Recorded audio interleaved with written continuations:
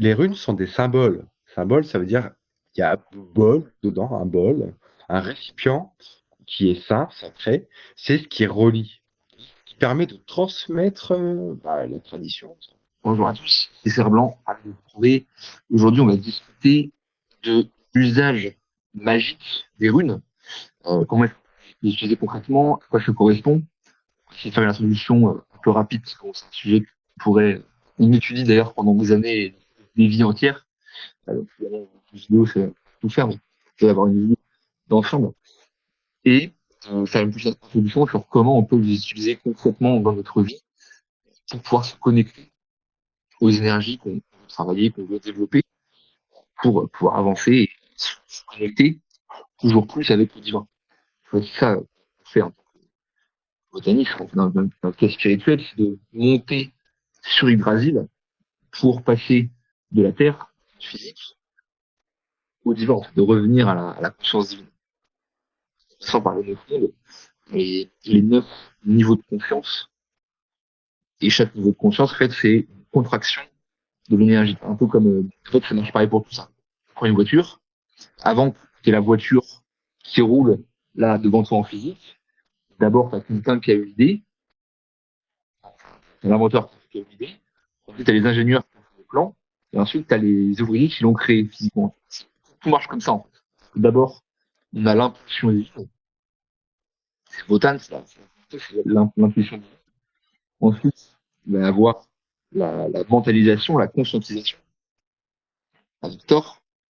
Et ensuite, Frey, on passe dans, pour le coup, de l'action physique. On crée vraiment la chose. En fait, chaque fois, donc, les niveaux de conscience correspondent à ça. C'est qu'au début, on part de notre physique, on part de la matière, et on monte au fur et à mesure. Alors, sauf quelques personnes euh, qui ont ce qu'on appelle des éveils d'en haut, donc qui vont recevoir des, des élans énergétiques énormes. Du coup, ils vont se faire un peu, enfin, eux, leur travail, ça peut être d'apprendre à gérer leur niveau. Mais bon, pour la majorité des gens qui ont un éveil d'en bas, ils reçoivent l'énergie, mais à ce niveau, ils vont monter au fur et à mesure. Alors, le travail, c'est plus de faire, donc, de monter, de passer d'abord du physique, ensuite du conscient, et ensuite. Donc, les runes, en fait, c'est un chemin qui nous montre comment on passe d'un monde à l'autre. Alors, je vais vous partager le schéma avec là. Sachant qu'en fait, ce qui est intéressant, c'est que l'ordre des runes de base, dans le Stark, Stark, je veux dire, hein, les 5 ou 6 premières runes, c'est la progression des 6 premières runes, donc, posées en 3 êtres. En fait, on retrouve cette idée, 3 niveaux d'énergie. On a le premier niveau qui va être de Féou, donc, Frey des vannes qui sont plutôt dans la matière, qui sont plutôt de la fertilité, de la fécondité. Ensuite, on va avoir la haie Emdal. Emdal, H, c'est bien. On est sur le passage, on est en train de faire le pont. Le pont, c'est le Bifrost.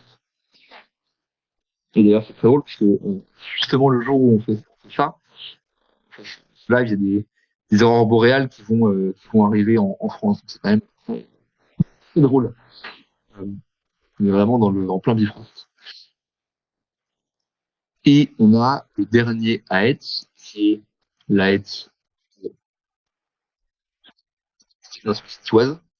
Tioise, qui est, pour le coup, donc la flèche qui monte vers le haut.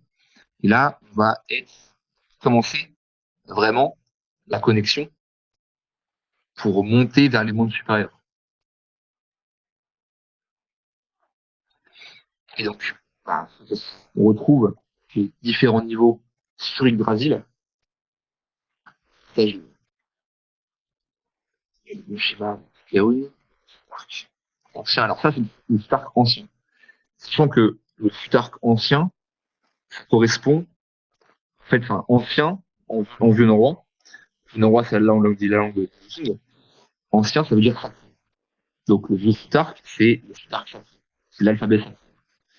Par lui que bah, les anciens communiquent. Comme quand on est dans une vision chamanique, animiste, botaniste, c'est en fait de voir que tout est divin. Parce que les monothéisme sépare le créateur et les créatures. Et nous, on voit que tout est un. Donc, tout est magique, en fait. Pas de, non, ça c'est un truc physique. Non, non, tout est magique. Et donc, les runes sont encore plus magiques. Enfin, c'est encore plus. Ça correspond tout à l'heure à ce qu'on disait. C'est, je pense qu'on pourrait dire, ça correspondrait au niveau symbolique, au niveau conscient. Parce que il y a l'énergie de cette chose, donc l'énergie de la vie, l'énergie de la force, l'énergie de la fécondité, l'énergie qui correspond aux dieux, aux Ézirs, aux Ézines, aux Vannes et aux Vanir, et aux géants, ça aussi. Donc, ce sont les forces divines. Et le futar, ce serait plutôt du coup la matérialisation consciente, symbolique de ces forces. Donc en fait, les runes sont littéralement des ponts, sont des portes de taille pour se connecter avec les différentes forces. Alors bon, évidemment, comme je disais, il y a 24 runes, et c'est un travail qui prend énormément de temps. Et c'est pas en un petit live qu'on peut aller dans toutes les runes. Mais voilà, ça permet déjà d'avoir. En fait, donc, je suis conscient. Vous voyez que la première rune, c'est où? Le F avec les branches vers le haut, sont dans un arbre aussi. Et en fait, on voit que les runes se retrouvent partout. On les revoit. Et la dernière rune, tout en bas à droite, qui est Otala. Otala qui correspond au clan, à la famille, à la descendance. Et donc, quelque part, euh, c'est à la fois un élan créatif, ça compare on dit, à la volonté de puissance, la volonté de créer de l'intuition, pas l'intuition, mais l'impulsion. On peut voir, je sais pas c'est hier, mais on peut voir en fait comme un sexe masculin dressé. En fait. Alors, quand j'envoie l'énergie, et on finit toi par Otala. Otala, en fait, pareil, c'est on peut y voir en fait une femme enceinte. C'est la femme qui est en train d'accoucher. Avec le carré qui est le long de la femme et les deux jambes qui sont la rue, écartées. C'est l'accouchement. Quoi. C'est vraiment tout le cycle. Comment est-ce qu'on passe à la base d'impulsion créatrice jusqu'à à la fin de l'accouchement. Et comme le monde est fractal, en fait, c'est des types du processus. Bon.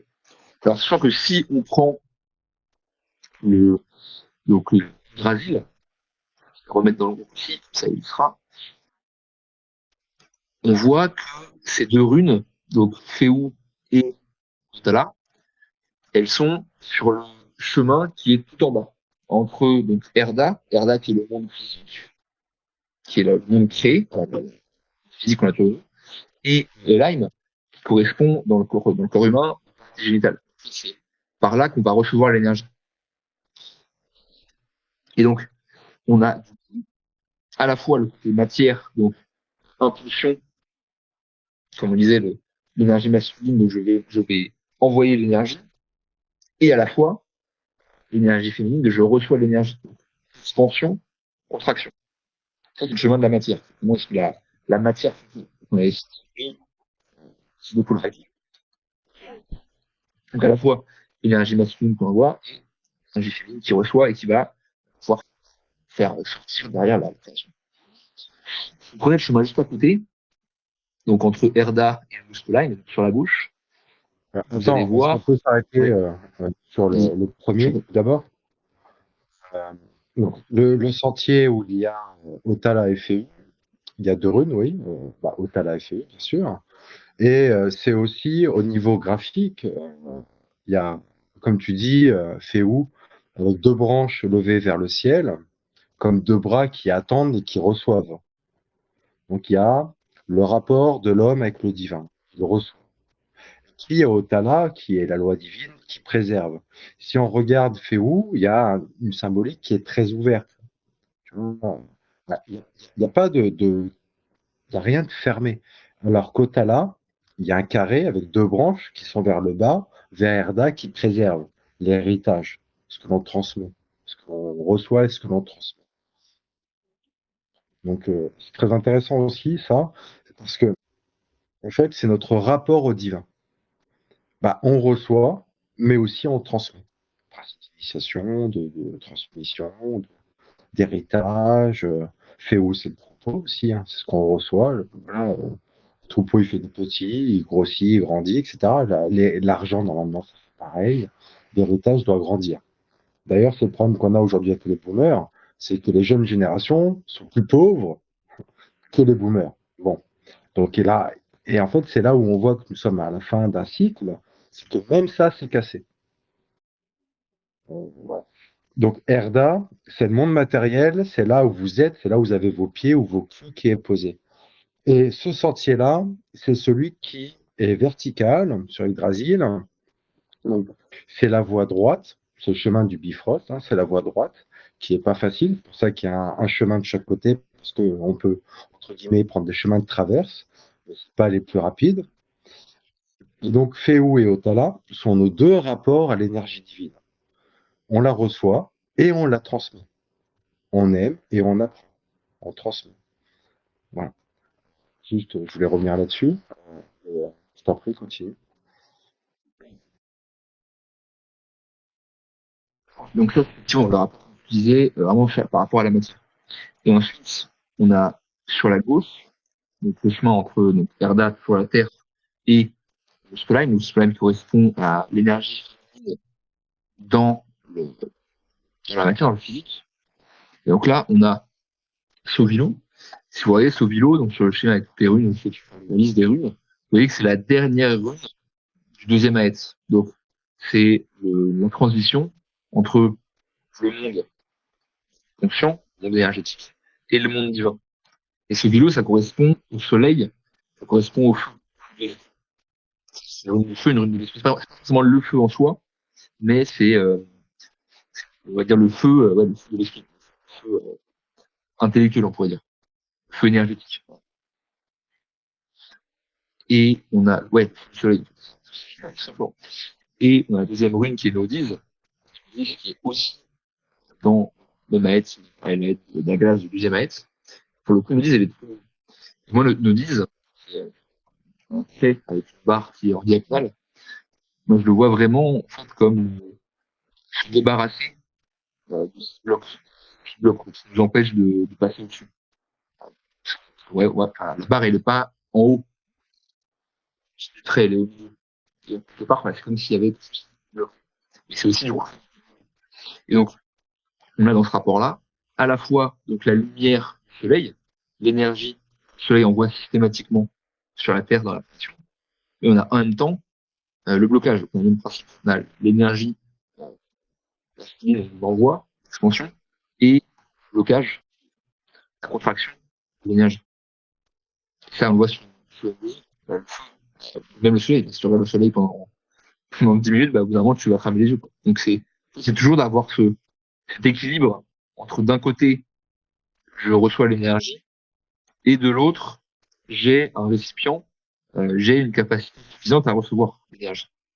Et ça, c'est trop concret. Par exemple, si la muscu, bah, si directement elle est soulevée, d'aller faire un soulevé de terre avec 200 kilos, bah, tu vas juste et les miches, ça n'arrête pas. Ça sert à rien. Donc, faut commencer au fur et à mesure. C'est le même principe. D'abord, ouais,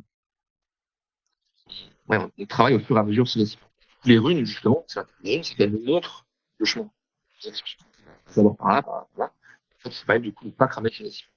Alors que si on va directement tout de suite, euh, c'est souvent ce qu'on fait d'ailleurs c'est pas parce qu'on va tout de suite au bout parce qu'on est là, on est un peu comme des junkies qui veulent de la lumière, quand on a trop bien de l'énergie, étudier, étudier, étudier. Voilà. En fait, voilà, on trouve l'énergie, mais sans le matérialiser. On a voulu aller soulever 100 kilos, mais sans avoir fait d'abord 50. Et donc les runes, c'est vraiment ce chemin.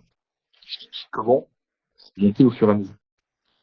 C'est vrai que moi, j'avais plus, avant de découvrir l'arbre de vie, j'avais plus travaillé les runes en tant que tel, dans l'ordre du passe, au fur et à mesure. Forcément un lien. J'ai pas encore réfléchi là-dessus. Peut-être faire ça d'ailleurs. Je vous explique rapidement chaque rune. Et après, on peut faire le lien entre l'explication classique, on va dire, l'explication avec l'Eurasie. Donc, c'est où, comme je disais, c'est l'impulsion primordiale. C'est l'abondance, c'est la richesse. ça correspondait à l'époque aux têtes de bétail. Au Moyen-Âge, la richesse, c'est d'avoir du bétail. Plus tu avais de bétail, plus tu étais riche. Ensuite, Ourouz, ça veut dire l'auroch. L'auroch, c'est une énorme vache, qui maintenant a plus ou moins disparu, mais c'est une vache vraiment énorme, très, très grosse, qui correspond plutôt à l'énergie de la Terre. On le voit parce que bah, les deux pattes sont dans la Terre. Alors, c'est où les deux traits sont vers le haut. Donc, c'est où c'est plutôt, je reçois l'énergie, et rouge, hop, je la matérialise, je la concrétise dans la Terre. Dans la tourisation, on voit que les deux énergies sont mêlées. Je vais souvent parler d'énergie parce qu'on voit qu'à chaque fois, c'est toujours un rapport entre l'énergie du ciel et l'énergie de la Terre. L'énergie masculine, l'énergie féminine. C'est un chemin, une fois, c'est un guide qui nous explique comment on passe de l'un à l'autre, comment on va jusqu'au bout. Sinon, quand les traits sont vers le haut, c'est l'énergie du ciel, ils sont vers le bas, c'est l'énergie de la Terre. Et un trait unique correspond à la colonne vertébrale. En fait, on peut, comme ça, voir comment est-ce qu'on se place par rapport à nous. Donc, Féou, énergie du ciel, Ourouz, énergie de la Terre, Tourisas, jonction des deux. Je, je place, du coup, j'ai récupéré l'énergie de la Terre, et je les aligne, je les mets pas dans la Terre, dans le monde des hommes, en action. C'est une rune qui est associée, quand tu regardes l'épine, donc qui est associée à Thor, le Mire, et aussi au géant. C'est un côté très action, soit consommation, soit action. C'est synonyme de violence, de combat. Alors, en fait, dans chaque rune, chaque fois, il y a un aspect, il y a une polarité, positive ou négative. Si jamais, effectivement, mais il y a toujours une polarité. Donc la Touria, c'est à la fois la violence, j'agis, je passe à l'action, mais c'est à la fois la violence des géants qui vont tuer toujours. Ensuite, en dessous, c'est l'énergie divine qu'on a reçue qui va descendre sur la Terre. Donc ça, c'est plus relié avec l'intuition, ensuite de recevoir des idées directement du divin, etc. Donc si je reçois euh, l'idée, l'impulsion, et on voit que ça arrive après, déjà, être passé à l'action. D'abord, je passe à l'action, j'ai une idée, je mets dans la matière, hop, je commence à l'appliquer dans le monde chiant, en parler, etc. Et ensuite, hop, j'ai l'intuition qui arrive. Une fois que l'intuition est arrivée, avec un chose, on passe sur Raido. Ride, cavalier d'être en mouvement, de chevaucher. Et donc c'est évidemment de commencer quelque chose de nouveau. Sur une nouvelle aventure, je commence je sais pas, un nouveau projet, je pars à l'aventure littéralement. Cette idée-là de je commence quelque chose. Ensuite, on a Kenaz qui est le feu, qui est le ton. L'énergie du feu, donc je vais brûler, je vais envoyer, je vais rayonner à l'extérieur. Je commence mon aventure, je vais rayonner, partager mon énergie pour le moment. Ensuite, Gebo qui est deux Kenaz qui sont reliés. Une fois, du coup, comme j'ai donné avec le feu, eh bien, je reçois, il y a un échange qui se met en place. Une fois que l'échange s'est mis en place, eh bien, on passe à Wuno, qui est l'accomplissement, on va dire, physique. Une fois qu'on a encore une fois, cette lettre-là, c'est la lettre physique. Donc, comment est-ce qu'on réussit physiquement dans la matière? Une fois qu'on a mis ça en place, et ben, en fait, une fois qu'on a changé, du coup, Wuno, on voit que c'est un drapeau, qui est dans le ciel, donc c'est la joie, c'est la bannière, je suis heureux d'avoir fait ce devoir accompli. Et donc, c'est le devoir accompli, ce qui est aligné, ce qui est juste. Ce côté-là de devoir accompli. Je suis heureux, je suis fier. Une fois qu'on a ce sentiment-là, eh bien, on peut passer au deuxième aète, qui est l'aète du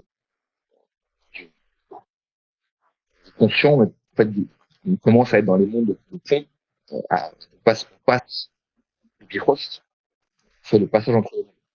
En fait, ça veut dire quoi? Ça veut dire que, avant de monter, pouvoir être connecté énergétiquement, il faut d'abord être bien. Si t'es pas bien, en fait, tu peux pas remonter, tu peux toujours être remis en bas par le trépas, par un épée, etc. Deuxième aide, on passe sur l'aide de Umbal. Enfin, il y a plusieurs, il y en a qui disent que c'est l'aide d'autres, je sais plus quoi, enfin, de Thor, bref. Donc, pour moi, ça me paraît cohérent que sur Heimdall, parce que ça commence par Dallas, mais sur le passage entre eux. Pour moi, c'est plus cohérent de parler d'Heimdall. Et après, vu que Thor, c'est le dieu qui régit le démon. En même temps, Heimdall aussi, parce qu'Heimdall, il est pas au-dessus du Bifrost. Au début du Bifrost, donc il est aussi dans le monde humain, finalement. Ça fait sens aussi de parler d'Heimdall. Le Bifrost, c'est le pont qui relie Mannheim, donc le royaume des hommes, autour Midgard, le royaume des hommes, Asgard, le royaume des dieux. Là, il garde le pont, mais il est en bas du coup, il est pas en haut, il est en bas du coup. Donc à Dallas, on a cette idée-là, comme j'ai des ponts, où on commence à passer, on fait cette transition où on passe sur ce nouveau monde, on change de dimension. Ils nous disent, comme je disais tout à l'heure, c'est je me libère, je me débarrasse, bloque le cœur, ce qui m'empêche de connecter en fait, d'être pur. Il y a la pureté, c'est la rune juste après. Isa, Isa qui veut dire la glace. Et donc il n'y a rien de plus pur que la glace, la forme la plus pure de l'eau. Parce qu'il y a cristalline, donc il n'y a pas de. C'est de là que sort la création originelle, c'est de là que vient Yuri, il me semble, dans la création. La vache primordiale lèche la glace, et donc de la glace sort de. C'est de la glace, de la pureté, que sort les astres. Donc une fois que justement qu'on est pur, eh bien, on va passer à Yera. Yera, on voit que c'est un peu comme un yin yang. Donc les deux classes, les deux cycles qui sont entremêlés. Il y a un côté très yin yang, c'est de cycle. Il y a un côté cycle, il y a un côté, on parlait beaucoup des récoltes. De toute façon, les cycles, cycle de la nature, cycle des récoltes. Et d'ailleurs, si vous comptez, vous allez voir que c'est la 12e rune. Et je suis assez certain qu'il y a une rune cachée, enfin, il y a quelque chose de spécifique entre Yera et Wazir. C'est là, en fait, que se fait il y a le passage, en fait, sur quelque chose de spécial. Il y a un basculement, là. On passe je pense qu'il y a un côté, on passe de toute la partie, ah ouais, ouais, ouais. On, on monte de Féou jusqu'à Yera, on monte. Entre Yera et Ewaz, on est au top. On est, on est au top du soleil. Sur de Ewaz, tout est aligné. On commence à descendre. On refait un cycle. J'avais vu ça, mais. Donc Ewaz, du coup, Ewaz, c'est le trait avec un trait en haut, un trait en bas. Ewaz, on est parti avec Ewaz. Ewaz, Ewaz. Ewaz, c'est l'arbre monde. C'est le gravier. C'est justement toutes les énergies qui sont harmonisées. Le ciel est harmonisé avec la terre. Ensuite, on a Perto, de C avec les deux traits en plus là. Lui, pour le coup, je le vois comme l'action.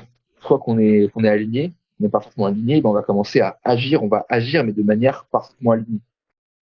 On pourrait parler par exemple de mission de vie. Ben, non, on peut le relier avec Vali. Vali, qui est celui qui va agir, qui va passer à l'action en étant parfaitement aligné. Je ne pose même pas de question. Il agit sans que, voilà, c'est vraiment ça, il est dans de l'action. Question de ah mais c'est bien, c'est bien, c'est voilà. Deux énergies, ouais, deux énergies sont parfaitement alignées. Effectivement, on voit que d'ailleurs, bah, c'est la première rune quasiment, par Gebo, mais Gebo, c'est un échange, c'est pas vraiment vraiment un central. Yera, Oise et Parto, c'est les premières runes où les énergies sont alignées. Avant, il n'était pas. C'est facile. Ensuite, on a Algiz, donc c'est avec les deux bras vers le haut, qui est beaucoup lié avec le cerf. C'est une protection très puissante. C'est efficace, on se connecte directement avec les énergies qu'on reçoit en direct, l'énergie. En fait, avant Algiz, on n'avait pas la capacité de vraiment recevoir l'énergie. On n'était pas aligné. On n'avait pas encore les récipients qui étaient faits. Parce que là, comme on est aligné, bah, les récipients sont faits. Et donc, on peut vraiment recevoir pleinement l'énergie de grâce vers le haut. Et ensuite, on passe à sous vio, comme j'ai dit tout à l'heure, le soleil, rayonnement partiel. Donc, j'ai reçu la lumière, j'ai l'énergie divine, et maintenant, je peux la rayonner autour de moi. Celui qui ne peut pas rayonner, c'est avant, tu as pas de l'énergie. Tu rayonnes pas, c'est de l'énergie. C'est de l'énergie. Et une fois qu'on est dans ce solarité, ce rayonnement solaire, ben là, on peut passer au troisième maître, qui va être le tir, le tiwaz. Et là, pour le coup, on va vraiment passer dans l'énergie divine. On passe vraiment dans le divin. Une tiwaz flèche vers le haut. Tiwaz, en fait, qui veut dire, c'est le premier nom, c'est un des premiers noms de tir, ça veut dire Dieu. Corrige-moi, Laurent, si je me trompe, c'est ça. En fait, Tiwaz, Dieu primordial, plus que Wotan, les anciens tribus germaniques, parce qu'en fait, Wotan, c'était un dieu pour les initiés, en fait. Les gens, par la suite, plus guerrières que initiatives. En fait, la caste guerrière, pour les guerriers qui étaient attachés à Tiwaz, à Tyr, Wotan était plutôt un dieu pour les initiés. Donc, il était plus vénéré que Wotan. Donc, Tiwaz, ce côté de, vraiment, je coupe complètement, je coupe. Je monte radicalement et je fais les choses pour le divin. Je me connecte directement avec le divin. Ensuite, on a Berkana, Berkano, qu'on peut voir comme saint, comme une femme enceinte. C'est l'énergie féminine. Et c'est l'énergie qui redescend. Et pareil, on redescend. On a été imprégné. Et du coup, oui, logiquement, ce que Tiwa, c'est qu'on on est imprégné de l'énergie divine. Ensuite, Berkano, on est enceinte. Prendre même femme, une femme, hein.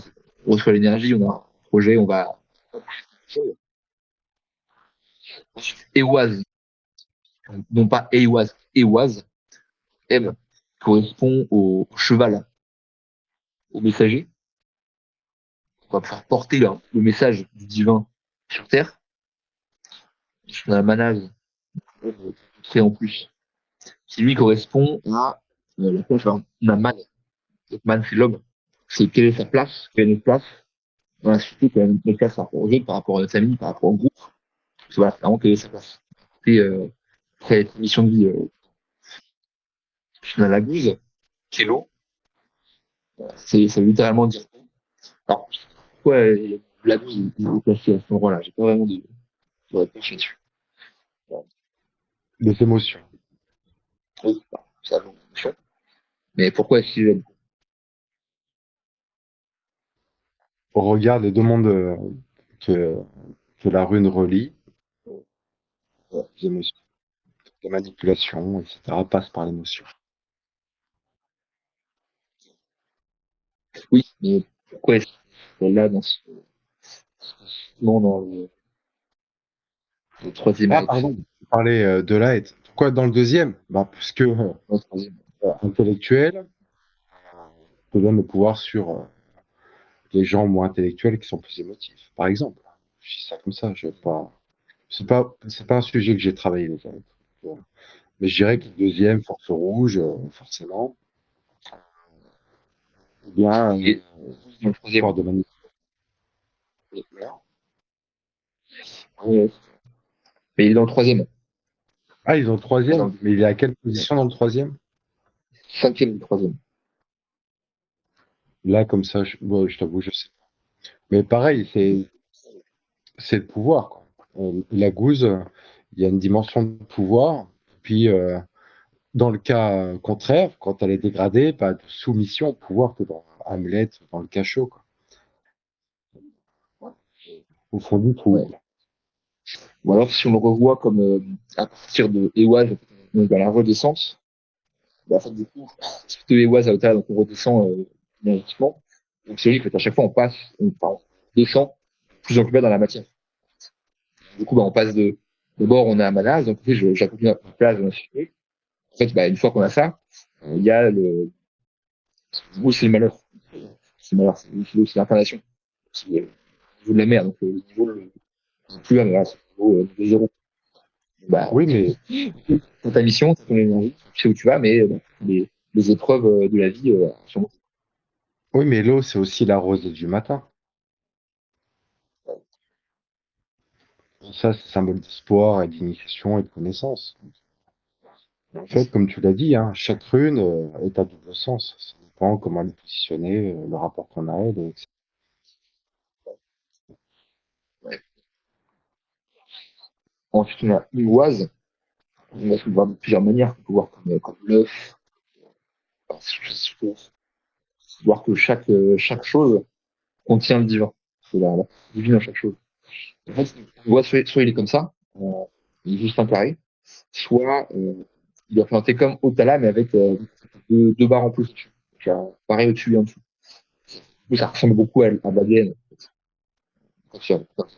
C'est la structure en fait, de chaque chose. Chaque chose est du divin et chaque chose. euh, c'est marrant parce que si vous regardez les structures de ponts, par exemple, c'est beaucoup des structures comme ça en en fait, c'est comme ça que le monde tient. Combinaison entre les atomes. Alors, puis c'est aussi le code source, ce qui est à l'origine des choses. C'est ça que dans les Védas, il est dit que lorsque Ragnarok arrive, le dernier couple, Lif et Lifrazir, trouveront refuge dans la forêt, le bois sacré, et se nourriront de rosée. Donc, on revient à l'origine, en fait. On arrête tous les superflus, le commentaire de commentaires, la vérité et la sagesse.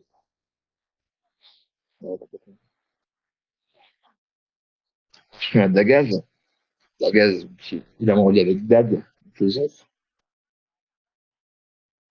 C'est la lumière, c'est après le lumière manifestée dans la matière. Et pour finir, Otala, donc comme je disais tout à l'heure, c'est le lien avec le clan, avec les ancêtres, les descendants. Et effectivement, enfin, ça ressemble du coup à une femme qui t'as vu ça, c'est marrant, j'ai vraiment vu ça.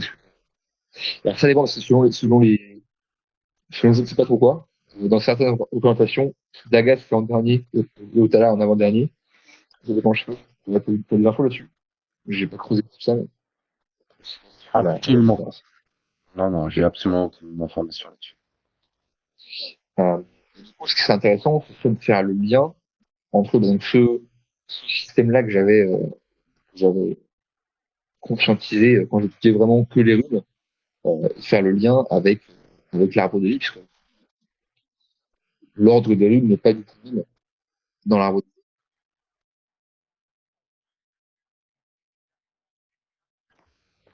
Oui, il n'est pas le même et voilà. Alors déjà, ce que je trouve intéressant, c'est que les trois Aètes sont nommés par rapport à des dieux. Frey, vie. Ouais, attends, dans l'ordre, Frey, Heimdall et Tyr, c'est ça? Ok. Bah, qui sont, comment dire?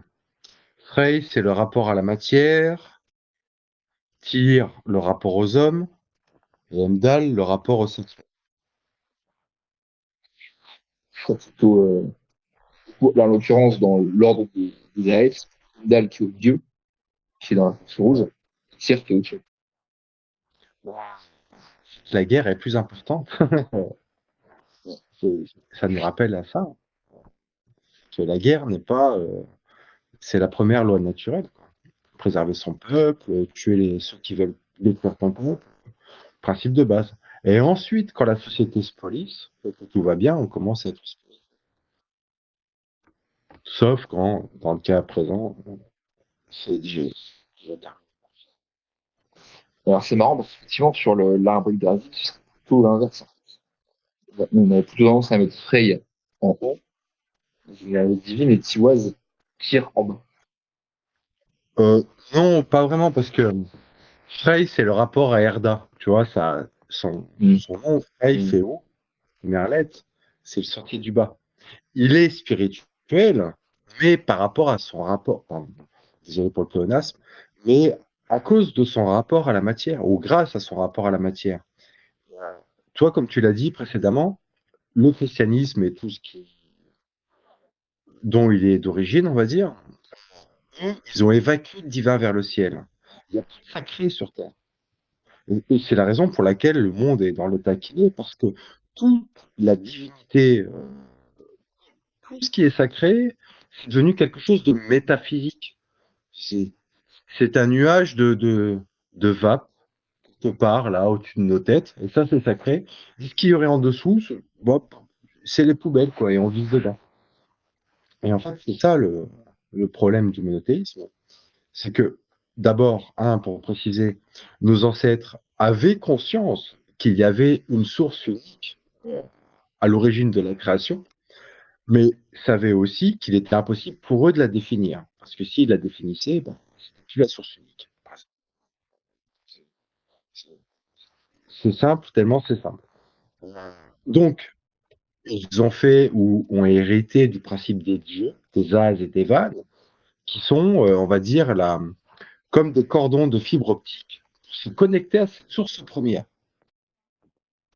Ils ne nomment pas la source, mais ils enseignaient le moyen de s'y connecter. Il y a un décalage, en fait, d'interprétation. C'est vraiment de la logique, hein. Vraiment pas la même logique. Et je sais pas pourquoi je disais ça, d'ailleurs. Euh, je pense qu'il y a aussi un sens où on peut le lire dans les deux sens, c'est-à-dire qu'on peut le lire à la fois le premier aète en montant plus bas, mais aussi en descendant. C'est les deux lectures en fait. Oui, de toute façon, toutes les lectures sont entre guillemets bonnes parce qu'elles poussent à réfléchir. C'est ça qui est très important avec les runes. C'est pas un alphabet au sens alphabet latin A, B, C, D. Ce serait plus proche aujourd'hui, pour parler de manière contemporaine, des idéogrammes chinois, par exemple. Les, les runes sont des symboles. Symbole, ça veut dire qu'il y a un bol dedans, un bol, un récipient qui est saint, sacré. C'est ce qui relie, qui permet de transmettre la tradition. Bon, c'est des mystères, c'est des secrets, mais c'est aussi des portes qui permettent de comprendre, quand on étudie Brésil, de voir comment l'énergie change d'un monde à l'autre. Comment ça se fait qu'on passe, par exemple, du Jotun M au Muspelheim? Comment ça se fait? Qu'est-ce qui se passe pour que notre âme descende d'un cran? Ou, dans le cas contraire, progresse d'un cran? En fait, les runes, c'est ça. Pas que ça, bien sûr, mais c'est un alphabet, on va dire, une chanson. C'est une chanson composée de symboles qui comporte toute l'initiation. Il suffit d'étudier, quoi. Donc, une étude étymologique pour commencer, et puis voir leur place ensuite sur Yggdrasil, c'est pas mal, puis leur lien avec d'autres symboles, etc. Et donc, les trois aètes, je ne sais pas d'où ça vient. J'avais regardé à l'époque, il y a un moment de ça, je n'avais pas été plus convaincu que ça, mais vu que c'est repris et que c'est Frey, Heimdall et Tyr, je me dis qu'il y a un sens. Il y a un sens. Ce qui est intéressant, c'est qu'il n'y a pas d'aide de Wotan, il n'y a pas d'aide de Frigg, tu vois, il n'y a pas d'aide de Loki, il n'y a pas d'aide. C'est vraiment ceux qui sont, d'une manière ou d'une autre, connectés à la Force Rouge sans être pleinement dans la Force Rouge. Frey, c'est un seigneur, un lord, c'est pas un roi. Mais son rapport à la matière est celui d'un grand prêtre Tyr, toujours Force Rouge, la parole, le serment, le dieu des serments, la parole donnée. On en revient au collier de Freya, etc. Donc l'importance de la parole pour l'homme de l'épée. Et c'est à cause de ça d'ailleurs qu'il perd un bras. Parce qu'à un moment, la société de contrat, c'est fini. Et puis le dernier, Heimdall, la voix mystique, qui est de Freya, le gardien de Freya, je ne me rappelle plus, mais qui est très lié à Freya aussi, et qui conserve Bifrost. Ce qui est intéressant, c'est que il n'est pas, lorsqu'il y a le signe des dieux qui a lieu, les dieux traversent Bifrost pour retrouver Heimdall. Donc Heimdall est bien au pied de Bifrost, dans la Force Rouge, mais à la connexion avec la Force Blanche. Donc, nous avons ces trois dieux qui sont fondamentaux pour tout ce qui est parole, intellect, presque émotion aussi. Et les runes, donc, nous racontent ça, quoi. Nous racontent, parce qu'il ne faut pas oublier que Ragnarok a lieu sur Vigrid, la plaine de Vigrid, qui est la conscience. Qu'est-ce qui touche la conscience parmi les quatre éléments? Les émotions, l'eau, et l'air, l'épée, l'intellect. Et on a l'épée Tyr, on a Heimdall, gardien du Bifrost, on a Frey, le grand seigneur connecté au divin, mais qui déambule dans la société comme un grand prince, un dandy, on va dire, un gentilhomme, un gentleman. Tu vois, c'est pas des prolétaires, mais c'est pas non plus Wotan, initié qui parcourt le monde. Donc je trouve ça amusant que ce soit ces trois-là, parce qu'ils sont plus proches les uns des autres. Frey a une dimension de tir, et puis d'Heimdall. Heimdall a une dimension de tir, mais aussi de Frey. Tu vois, les uns dans les autres se retrouvent. Ils sont pas éloignés, quoi. Donc je trouvais ça, tu vois, j'avais complètement oublié que c'était Frey, Heimdall et Tyr. Complètement oublié. Et que le dernier, ce Que, soit la guerre. Et le Valhalla, quoi. ouais. Parce que, en fait, si tu regardes, t'as 3 fois 8. Donc, ça veut dire que, au final, le 9e à chaque fois, c'est Wotan.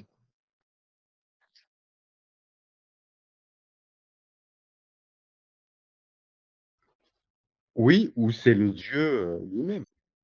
Peut-être, hein, je sais pas, j'ai pas. C'est vraiment pas une question que je me suis posée auparavant.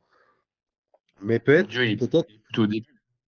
Parce que Féou, oui, c'est mais Frey, Heimdall, c'est Adala. oui, mais comme si chaque aïe était la formule à étudier de chaque dieu. De chaque, comme une formule mathématique. Endal égale 4 seconde 8. Tir égale troisième 8.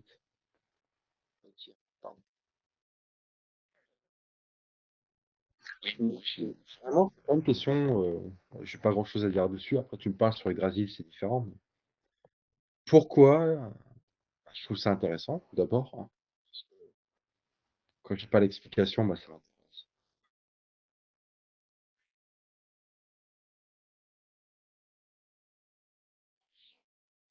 Sinon, j'ai pas le, parce que j'avais beaucoup travaillé au départ, en fait, avant de connaître plus de expérience, j'avais beaucoup, j'avais pris, donc j'avais étudié les bouquins, parce que, bah, la force d'utiliser et de pratiquer surtout énergétiquement. Parce que on peut aussi faire les positions. Je partagerai un bouquin là-dessus super intéressant. En fait, on peut faire à chaque fois la position avec le corps de chaque rune. On se fait beaucoup vraiment d'inviter la position, enfin, d'invoquer en fait l'énergie de la rune directement dans le physique. Et c'est ça, moi, qui m'a énormément débloqué au début, énergétiquement. Parce qu'en fait, bah, j'ai forcément l'énergie, bah, pas forcément tout, ça bloque des endroits, etc. Enfin, toujours pratique, l'énergie, des fois vraiment, genre, des endroits où être 2 mois avant que l'énergie, elle passe bien au niveau du ventre, quoi. Bon, en 2 mois, c'est vraiment fallu que je travaille et que je, bah, chaque fois, je conscientise au fur et à mesure et plus en plus travailler pour que ça, et ouais, c'est vraiment pas évident. Bah, oui, là, tu donnes la méthode au niveau voire, matériel. Comment ancrer les runes dans son corps. Et puis, tu as la méthode rouge, bah, par l'étude intellectuelle, on va dire, étymologique, leur remplacement, leur correspondance, tout ce travail-là que nous faisons. Et puis, la méthode spirituelle dont on a échangé, où, avec la lumière, tu les médites, en fait. Les runes s'étudient aux trois plans. Elles se pratiquent aux trois plans, on va dire. Et ensuite, le plus important, c'est d'échanger à propos d'elles. Parce que ce sont des symboles sacrés, des grâles. Et c'est ce qui permet de tisser des liens, mais au niveau spirituel. C'est c'est la dernière étape. C'est pour ça que Leaf et l'Ifrasir, ils reviennent dans la forêt et ils consomment la rosée du matin, une gouaze, qui est sur le Brésil à l'origine et qui est dans les Haïts. Enfin, où est-ce qu'elle est placée? Je sais pas. La rosée, c'est Igoise, c'est Une gouaze, tu te rappelles l'avant. où est-ce qu'elle est placée? Troisième maette, c'est la sixième dernière. Ok, je l'ai. Ensuite, il y a Gebo, bah, Vali, pardon. C'est amusant. Puis Wonjo, la joie. Voilà. Ah non, pardon, je comprends. C'est pas pareil. Ok. Donc le troisième, avant-dernière, c'est ça, avant Dagaz et Otala. Tu vois, c'est pour ça que tu peux les mettre dans n'importe quel sens. C'est ça qui est intéressant au niveau des Aïts. C'est que tu as Ingwaz en sixième, tu as Dagaz, et après tu as Otala. Dagaz, c'est quoi pour toi, Dagaz? Ouais, je dirais que c'est les deux parties du cerveau qui sont alignées. C'est Aussi. le final, quoi. Et les deux parties du cerveau sont la marée, enfin, sont des alchimiques, ça s'appelle le mariage alchimique, où masculin et féminin sont réconciliés. Non, mais où voilà, la glande pinale, du coup, est réactivée parce que le cerveau sont réalignés. C'est que Bah, là, ça fait aussi penser à un sablier, mais qui est tombé. Donc le temps qui n'a plus de prise. Le bonheur, l'abondance, tout ça. Il y a plus de souci du temps. Et à la fin, tu reviens à l'origine sur Yggdrasil, au Tala, l'héritage, bah, le bonheur de recevoir quelque chose. C'est pour ça, tu peux prendre les Aïts dans First, Frey, Endal, Tyr.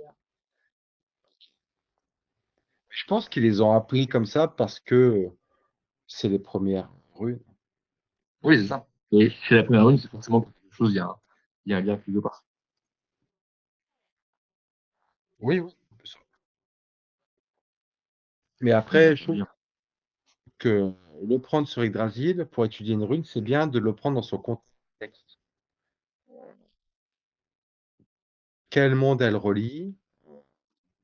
Quels sont les symboles, on va dire, plus modernes de la tradition occulte occidentale? Parce que voilà, les runes, c'est très très ancien. On a été coupé de ça, mais ce qui est amusant, c'est qu'on a toujours reconstitué Yggdrasil par d'autres moyens. Et Oui. comment ces moyens viennent enrichir, participer à l'étude? Si tu veux expliciter un peu ça spécifiquement. Ah oui, ok. Bah, prenons le premier sentier que tu as expliqué, euh, avec Féou et Otala, sur Yggdrasil. Que là, je l'ai, c'est bon, tac, il est là. Juste un instant. Je, Sinon, je l'ai mis sur le canal, si tu veux voir. Si tu veux voir. je l'ai, hein. Voilà, je l'ai.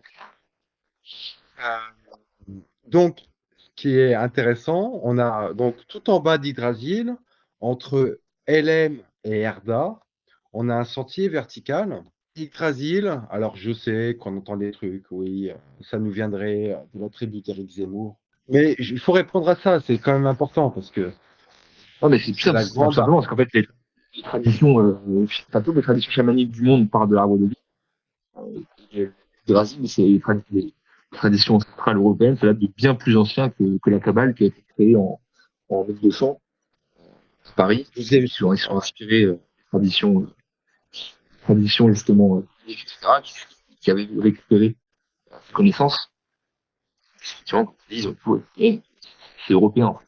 Connaissances européennes. Alors, quand tu discutes avec un rabbin, parce que j'ai eu l'occasion comme ça, vu que je travaillais à Genève, avec ceux qui sont sérieux et un peu cultivés, ils vont te dire, ah oui, bah, ça a été inventé en France. Kabbale, c'est l'école de Provence, dans une ville qui s'appelle Ninève. qui aujourd'hui forment des terroristes d'Al-Qaïda, c'est amusant. Toujours des ennemis là-bas. Et donc, au XIIe siècle, ils sont rentrés en contact avec les initiés européens païens. Et avant le XIIe, mais on va dire qu'ils ont produit quelque chose au XIIe siècle. Ils ont mis 800 ans à faire ce qui est très bien pour eux. Et puis, ils ont ouvert des écoles, voilà, puis ils ont dit, bah, ça vient de Babylone, etc. Mais si on prend l'état poétique avec l'explication d'Yggdrasil, on arrive à ce diagramme-là, ce schéma, pour rester simple. Et donc, nous avons donc 10 sphères, 10 royaumes. Si on part du haut, on a Gothème, tout en haut. Bah, Gothème, ça correspond au niveau du tarot aux As. Donc, vous voulez en savoir plus sur la rune Gar, bah, vous étudiez les As du tarot. Les atouts mineurs, les As 1, Uno. As, qui est très drôle parce que c'est comme si c'est dérivé d'Az. C'est amusant. Ah, j'avoue. Et Oui, c'est les As. Et et- et- dans le nord de l'Europe, si tu vas en Suède, ouais, puis Finlande, quand tu joues aux cartes avec eux, ils disent pas As, As. Ensuite, génial. nous avons Vanahem, la sphère numéro 2, le royaume, parce que c'est Vanahem, c'est le royaume des Vannes. Heim, ça veut dire royaume, qui est signé par la rune Stan, qui veut dire pierre, ce qui est ancré dans la pierre. Une fois que c'est marqué dans le marbre, c'est pour l'éternité. Ensuite, nous avons Light Alpher, le royaume des elfes. Donc Light comme la lumière, mais là c'est les elfes de lumière. Et c'est le royaume donc, des elfes de lumière qui sont signés par la rune Kalk, qui veut dire une coupe, un récipient, qui est sur la racine de la rigueur. Ensuite, en 4, donc à droite, sur le pilier ou la racine masculine de l'énergie, nous avons Chaos, Manahem, donc le royaume des hommes, mais des hommes avec un M majuscule, des gens libres, ceux qui ne sont pas soumis à la tribu de Loki. Donc aux masses médias, à l'État, à cette consommation, à la culture de masse, c'est tout. Donc Chaos, avec Chaos qui veut dire météore. Donc ça peut être bah, la météorite qui écrase la gueule des dinosaures, ou celle que tu vois quand tu sors de ta voiture une nuit pour rentrer chez toi dans le ciel et tu fais un vœu, quoi. Voilà. Toutes les runes, de toute façon, sont à double sens. Éar, à gauche, donc Jotunheim, le royaume des géants, qui est sur la même ligne, horizontalement, que le royaume des hommes libres. C'est-à-dire que les deux s'opposent. Nous avons cette bataille. Si nous voulons rester libres, il faut nous opposer à Loki, quoi, et à toute sa tribu. Donc, Éar, qui veut dire le tombeau. C'est le principe de la forme, mais qui emporte dans la mort. C'est la forme la plus définitive. Il n'y a pas d'énergie. Tout à l'heure, Palatinate, lorsqu'il expliquait deux déesses qui étaient dans Stan et Calque, en disant que l'une des deux, enfin les deux avaient un peu de Stan et un peu de Calque, bah, c'était que parce que les trois royaumes au sommet d'Yggdrasil sont équilibrés. Ce sont les trois forces, blanc, rouge et noir, équilibrées. Alors que Jotunheim, bah, c'est déséquilibré. C'est dans l'absence absolue de générosité, de bonté, d'honnêteté, tout ce qui fait voilà, les hommes libres, quoi. Et enfin, entre les deux, nous avons Svartalfheim, Yor, le bonheur, quand tu arrives à conjuguer les deux. Juste pour Jotunheim, c'est effectivement c'est la consommation pour faire simple. Mannheim, disons, c'est la construction. Jotunheim, c'est la consommation, c'est l'érosion, pour dire. Je consomme, mais sans la produire. Oui, puis Jotunheim, c'est de là d'où viennent toutes les forces, on va dire, négatives.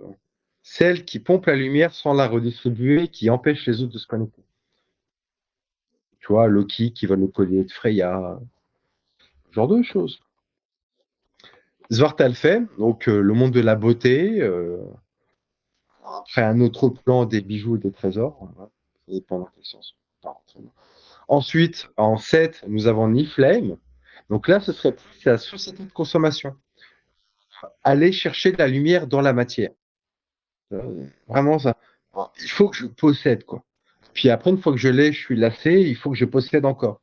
Donc les mecs qui collectionnent les sneakers, tu sais, les Américains qui sont totalement obligés là-dedans. À gauche, nous avons Muspelheim. Donc ça c'est les méchants. Oh, Muspelheim, c'est vraiment les méchants, ils sont pas gentils. C'est eux qui veulent détruire Bifrost. Tuer, vraiment, ils veulent tuer les habitants de Mannheim qui sont à l'opposé. Si vous regardez sur Yggdrasil, le monde des hommes libres, Mannheim, qui est connecté au Bifrost, et c'est là où arrive Bifrost, est totalement opposé à Muspelheim.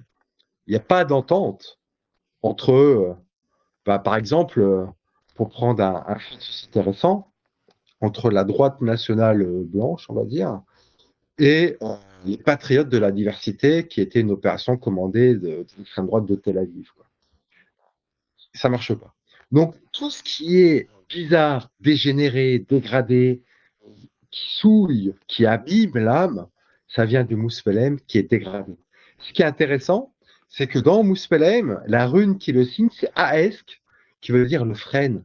Donc le moyen de réparer cette sphère, ce royaume, c'est de se reconnecter à Yggdrasil. D'utiliser au niveau intellectuel la science d'Yggdrasil, les lois naturelles, bien sûr, pour ne plus être un Muspelheimer. Donc là, on peut progresser un petit peu. Ensuite, en neuf, on a Elem, signé par la rune Ak, qui veut dire le chêne. Chez Muspelheim, pour faire simple, c'est le ressentiment, c'est la jalousie. Et je suis jaloux, parce que moi, lui, il a et moi, j'ai pas. Du coup, je vais aller cramer sa baraque parce que je vais le baraquer. Alors, oui, tu as ça, bien sûr, oui, oui, tu as ça, c'est Surt, hein, qui est la forme dans la matière du Muspelheim. Ça dépend si tu prends Yggdrasil au niveau du feu, de l'eau, de l'air ou de la terre. Mais sinon, c'est aussi le principe de toute idéologie déconnectée des lois naturelles ou spirituelles. Le marxisme, le libéralisme, le- les valeurs de la République. Tu vois, tout ça, ça n'a pas de fondement. Ça ne repose sur rien. Et pourtant, c'est partout. Ça occupe l'espace parce que Loki, il fout ça partout comme s'il vomissait un lendemain de tout. Et toi, tu vis là-dedans et tout le monde pense que c'est la norme. Mais c'est des conneries. C'est ça le Muspelheim. Ils te fabriquent des châteaux en Espagne, tu vois. C'est une autre du vent. C'est du vent qui repose sur du vent, sur du vent, sur du vent. Si tu creuses, bah, tu deviens, tu Ulzaz, un ennemi, quoi. Ensuite, LM hack le chêne, bah, qui LM, c'est ceux qui sont vraiment au niveau social, on va dire, ils sont tout en bas. Bon, ils sont tout en bas. Ils survivent parce qu'ils sont encore au milieu sur Yggdrasil, mais alors il n'y a plus rien. 80% de notre peuple, malheureusement, loi de Pareto, c'est des lamers. Il n'y a plus rien, il n'y a plus d'âme, il n'y a plus rien. Il n'y a plus de capacité d'émerveillement. Il n'y a plus de fantasmagorie. Il n'y a plus de fantaisie. Bon, quand ils baisent, c'est ennuyant. Quand ils parlent, c'est ennuyant. Et quand ils font la fête, c'est ennuyant. Ces gens sont ennuyants. C'est des Hellheimers. Il n'y a plus rien. Mais ils sont encore vivants. Voilà. Ils sont pas morts. C'est ce qui les différencie avec les cadavres. C'est qu'ils peuvent encore vivre. Et tout en bas, nous avons Erda. Ah non, pardon, sur les LM. Et donc, si on prend Yggdrasil sur l'homme, c'est la sphère sexuelle. Ak, le chêne, bah, correspond avec ce petit fruit du chêne, le gland. On va vous faire un dessin. Et tout en bas, nous avons Erda, le monde physique dans la société, ou dans le divin, la matière, ou dans l'homme, les pieds, ce qu'il y a tout en bas qui connecte à la terre. Et ensuite, les 24 runes, les 3 aïts, viennent dans cette infrastructure trouver une place et une explication. En fait, c'est très difficile d'étudier les runes. C'est comme dire, on te demande, par exemple, tiens, il y a de l'eau là, est-ce qu'elle est chaude ou est-ce qu'elle est froide? Ben, tu ne sais pas, parce que tu n'as pas d'élément de comparaison. Elle est chaude, froide par rapport à quoi? Si c'est l'hiver, elle va être chaude par rapport à l'environnement, parce qu'il fait -10 dehors, mais elle va être froide par rapport à... J'avais la main dans la poche, donc j'étais au chaud, et j'ai mis la main dans l'eau qui était froide. Bon, ben, forcément, elle est froide. Donc, en fait, cette structure Brésil, qui veut dire le coursier du redoutable, c'est le véhicule chamanique de Wotan, nous permet ensuite de voir qu'est-ce que la rune, donc de trois aïdes, veut dire. Autrement, on peut produire des bouquins pour l'éternité, ça n'a pas de sens. Parce que les runes, c'est pas un alphabet, c'est un mystère qui permet de transmettre le mystère. C'est un mytho-mystère, c'est un langage sacré. Et donc, sans le mettre sur Hydrasil, voilà, c'est comme étudier un carburateur de moto sans savoir à quelle moto il appartient, quelle est la marque, c'est pour quel cylindrée, pour quel type de course, etc. C'est stérile. Voilà. Je suis passé par là, donc je le sais. C'est stérile. Et donc, Hydrasil, c'est l'arbre de vie, c'est la chose la plus importante du monde. Vraiment. Surtout quand tu es blanc et que tu vis en Occident. Quand tu as compris ça, tu te dis ce qu'on fait d'autre aujourd'hui. Et ensuite seulement, lorsqu'on va étudier, par exemple, le sentier donc de Féou et d'Otala, ça va être intéressant de voir où est-ce qu'il est situé et quels sont les royaumes qui connectent avec les atouts du tarot, bien sûr, les atouts astrologiques, enfin les symboles astrologiques et alchimiques, et comment tout ça a été conservé, parce que les runes, ça a été un peu oublié à travers l'Occident, mais pourtant, les mêmes mystères avec d'autres symboles ont été transmis. C'est ça qui est passionnant quand on étudie tout ça, c'est que, en fait, ça ne, c'est pas un retour à zéro. Bien sûr, on retourne à zéro, mais on conserve vos talents, on conserve l'héritage. Et à partir de ça, on produit, fait où, des richesses. Donc là, on est sur le premier sentier d'Yggdrasil. On a conservation de l'héritage ésotérique, occulte, magique, ce que vous voulez. Production de richesses, donc de sens, d'enchantement du monde. Et on n'a pas commencé juste à ouvrir l'étymologie, mais juste sa place nous indique l'importance qu'elle a. C'est comment nous sortir du monde matériel. Et on arrive déjà au LM. Déjà... Et au LM, on va retrouver Balder. C'est ça qui est génial. On retrouve Balder. Et donc, les runes, c'est les outils de la poésie, mais aussi des mystères. Et là, je vais- C'est pas quelque chose de figé comme le christianisme, le judaïsme avec leur Talmud, ou dans l'islam, oh, il faut rentrer dans les toilettes de la main gauche et dire, je sais pas quoi, chétane, je sais pas quoi. Et puis après, attention, si tu prends le papier toilette, ou déjà le papier toilette, oh là là, t'es hors jeu, t'as perdu, il faut prendre une bout. Puis pas n'importe quelle main, et puis quand tu sors des toilettes, c'est totalement débile. On apparaît dans le judaïsme, moins dans le christianisme. On n'a rien dans le christianisme. C'est différent. En fait, ça nous épargne tout ça. Par contre, intellectuellement et spirituellement, c'est très stimulant. Parce que ça place l'homme et la femme, païenne, botaniste, qui sont dans la tradition ésotérique euh, polythéiste, ça la place dans le rôle d'acteur et non pas de quelqu'un de passif. Vous étudiez les dats, les runes, etc., à votre vitesse. Ce sont au moment des rassemblements, des discussions communautaires, où les visions se rencontrent, s'échangent et s'harmonisent, où on produit quelque chose de, un trésor, quoi. Nos, trésor. C'est ça qui est important, quoi. Le futur, là, comme vous l'avez compris, c'est un sujet qui s'étudie indéfiniment.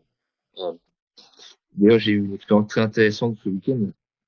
En fait, j'ai répété en boucle, méditant le Stenza 138 du Havamal, où Wotan se pend avec Drasil. Et en fait, au bout d'un moment, euh, mais j'ai commencé après, au fur et à mesure de la soirée, à voir les runes partout, en fait, et je voyais les attributions runiques des choses. Et comme tu le disais, effectivement, avec le tarot maintenant, on a des symboles qui sont un peu plus faciles à étudier pour notre esprit occidental du XXIe siècle. Mais en fait, c'est vraiment des symboles très anciens et qu'on retrouve pas. T'as une attribution relique toute notre vie. D'ailleurs, si vous commencez à le travailler, quand il y a beaucoup de femmes qui écoutent, vous allez voir que avec votre intuition, euh, une fois que vous avez commencé un peu à étudier, c'est pour ça que c'est important d'étudier, parce que, effectivement, même si à l'intuition, le fait d'apprendre euh, un corpus, d'apprendre, d'avoir des connaissances, d'avoir des références symboliques, ça Ah, va bien donner un sûr. sens à l'intuition, en fait. Ça va donner un sens à l'intuition. Par exemple, les rêves. Bah, on peut faire tous les rêves qu'on veut. Je ne sais pas comment les interpréter parce qu'on n'a pas les références principales. Ça sert à rien. On ne peut pas l'utiliser. Il faut avoir une connaissance principale symbolique. Ok, bah tiens, telle rune, ça correspond à ça. Tel appui du tarot, ça correspond à ça. Bah tiens, hop, j'ai fait un rêve où j'ai rêvé de ça, et du coup, je viens, et hop, j'ai senti, par exemple, on va pouvoir étudier. Et bon, du coup, forcément, pour les hommes, ils ont plutôt à travailler l'intuition, parce que naturellement, on va apprendre des choses faciles d'apprendre. Nous, il faut plus qu'on travaille l'intuition, la méditation, euh, se poser dans la nature, et traverser par, etc. Les femmes, c'est l'inverse. Et plus l'intuition de base, ben, plutôt que le travail qu'ils apprennent. Chacun complète ce qu'il n'a pas pour pouvoir arriver à. Oui, bah, on retrouve ça dans le système scolaire en France, hein. Les femmes très fortes, collège, lycée, et puis après dans les grandes écoles, c'est une catastrophe. Parce que elles partent avec une facilité sur laquelle elles ont tendance à se reposer sans avoir les fondations hack, LM, mais dans l'homme hack, hack, et ça produit après n'importe quoi. L'homme, c'est le contraire. Il va beaucoup étudier, mais il va rien produire parce qu'il ne va pas mettre en application pratique. Donc en fait, les deux ont les défauts de leur qualité, quoi. Clairement. Donc, mesdames, vous avez je mettrai tous les bouquins à lire sur le sujet. Ça, c'est pas les bouquins qui manquent, hein. Mais après, encore sur les runes, il y a quand même beaucoup de trucs un peu, Bah, c'est farfelus. farfelu, hein. Si, si, beaucoup. J'en ai épongé un paquet, hein, je peux te dire. Mais, en Tu fait, prends surtout, ce deux qui est bouquins, important, c'est, ils disent tous le contraire des uns des autres, ouais. déjà. En fait, ce qui est important, c'est de prendre les, les poèmes ancestraux, effectivement, comme tu dis, de travailler l'étymologie, travailler qu'est-ce que ça veut dire à la base. Et après, il y a pas semblant de tout ça, on a ça. Après, bah, vous pouvez travailler avec le tarot aussi. Que, bah, tiens, telle rune correspond à telle lame. De toute façon, c'est un travail qui c'est beaucoup par l'intuition, hein, c'est méditation et ça sert à rien de passer 35 ans à lire sur une rune. Ou alors, par exemple, pour la méditer, après, on se lève dans la journée, bah, tiens, ok, bah, qu'est-ce qui va venir en résonance dans la journée avec la rune que j'étudie en ce moment? Alors, Partage. t'as ça, et puis t'as aussi ce que je t'expliquais avec les phosphènes. Oui, tiens, je veux t'en parler, ça. Ça m'a fait rire parce que, en relisant le Havamal, il y a un des stanzas, qui dit, la vue du soleil est bon pour l'homme. Donc, Oui, littéralement, le côté sur, oui, c'est exactement ça. c'est littéralement ça. Donc, même le patron le dit. J'avais trouvé Ah, ça très mais rigolo. c'est ça qui m'a convaincu, hein. Quand il a dit le feu est bien pour un homme qui s'était. Alors, je me rappelle plus, hein, j'ai pas le Havamal exact, mais dans un des Havamal, pour le voyageur, il faut allumer un feu pour réchauffer ses genoux, quelque chose comme ça. Ouais. Bah, les genoux, c'est la connexion à la terre, tout ça. Enfin, et le feu, dans le Havamal, c'est cité je sais pas combien de fois. La lumière, le feu. Donc, je t'en prie, si ça t'ennuie pas, sinon Donc, je le oui. fais, mais Du coup, donc, comment ça marche complètement? Vous avez tous déjà regardé le soleil pendant quelques secondes. En fait, vous avez vu que, si vous vous concentrez, il y a une tache lumineuse qui fait dans dans l'œil. Alors, ça marche aussi avec une bougie. Souvent, c'est plus long. Ça prend plus longtemps. En fait, l'avantage, c'est que, ça va venir nettoyer directement la glande pinale et ça va créer, en fait, cette tache lumineuse, ça ouvre quelque part une porte vers le subconscient. Et donc, quand on a cette tache lumineuse dans l'œil, même quand on ferme les yeux, on va avoir une tache lumineuse. Mais en fait, ça permet d'avoir quelque part une porte directe vers le subconscient. Et donc, une fois qu'on l'a, on peut prendre, soit par exemple, je vais partager je vais vous repartager pour ceux qui sont en rediffusion. Donc, c'est le tarot de Thoth d'Alistair Crowley, ou bien directement les villes. Et donc vous regardez donc, la carte sous la rue, vous imaginez, si vous connaissez, vous imaginez ça pendant 40 secondes pour que le subconscient s'imprègne de l'énergie de la rune, ce qui permet ensuite de pouvoir euh, s'imprégner de son énergie. Le subconscient va, par les rêves, par, par les rêves dans la vie en général, se connecter avec cette énergie spécifique. Et donc ça permet derrière d'avoir d'intégrer en fait ces énergies à l'intérieur. Et moi, je pratique ça le soir avant de me coucher depuis 3 mois. Systématiquement, à chaque fois que je le fais, je me souviens de mes rêves. Les rêves qui sont en lien, du coup, avec la toux ou la rune qui est, qui est, qui est indiquée. Donc, un mot rapide, effectivement, sur le lien entre le tarot et Drasil.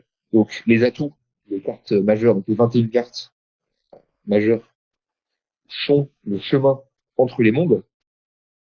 Et donc de 1 à 10, les cartes de 1 à 10 sont l'énergie de chaque monde, répartie entre feu, eau, terre et air. Et après, les têtes, donc le roi là, etc., sont les énergies spécifiques. Par exemple, c'est le feu ou l'eau de terre, par exemple, c'est spécifique de chaque élément.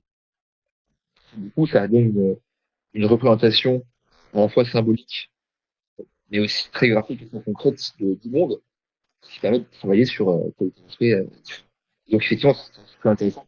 En même temps, je tire aussi les runes, mais je suis d'abord parce qu'il fallait avoir une plus large. Pas juste la rune, plus d'applications. C'est plus Bah, facile, symboliquement à travailler.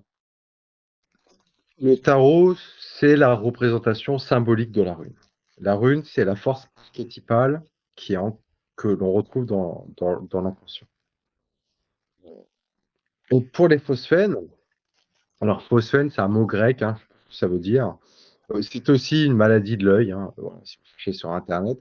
Phosphène, ça s'écrit H, il y a pas de F là, dans le mot. Phosphène, voilà, que PH, PH. Euh, donc ça a été, entre guillemets, retrouvé et expliqué de manière scientifique par un médecin interne des hôpitaux de Paris. Le mec, déjà, c'est pas ouais, n'importe qui, c'est un médecin interne, donc, voilà. Intellectuellement, il n'était pas débile, qui avait fait une rencontre dans sa jeunesse avec un initié de la Perse, enfin d'Iran. Je crois qu'il était mazdéen, une forme de semi-paganisme monothéiste qui a été pompé par le judaïsme d'ailleurs, totalement même. Et donc, de cette rencontre-là, il s'est mis à étudier le truc. Et puis, comme il était médecin interne des hôpitaux de Paris, bah, il a profité des outils qui étaient à sa disposition pour étudier au niveau scientifique les phénomènes physiques qui se passaient dans son cerveau lorsqu'il pratiquait ça. Alors, comme a dit notre ami, il s'agit d'observer le soleil, mais de l'observer pas trop longtemps, parce que sinon, bah, t'es aveugle, c'est chiant.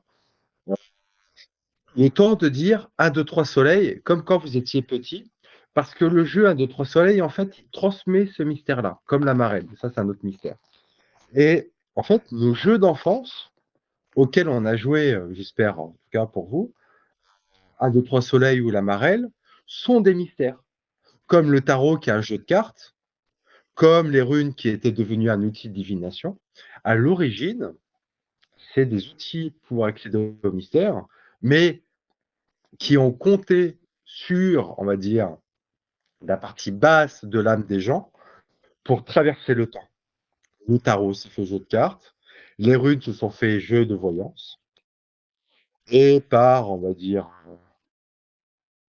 l'appétence de la masse pour les choses, ces mystères-là ont pu traverser le temps et être à la portée de main ou d'œil ou d'oreille pour les initiés.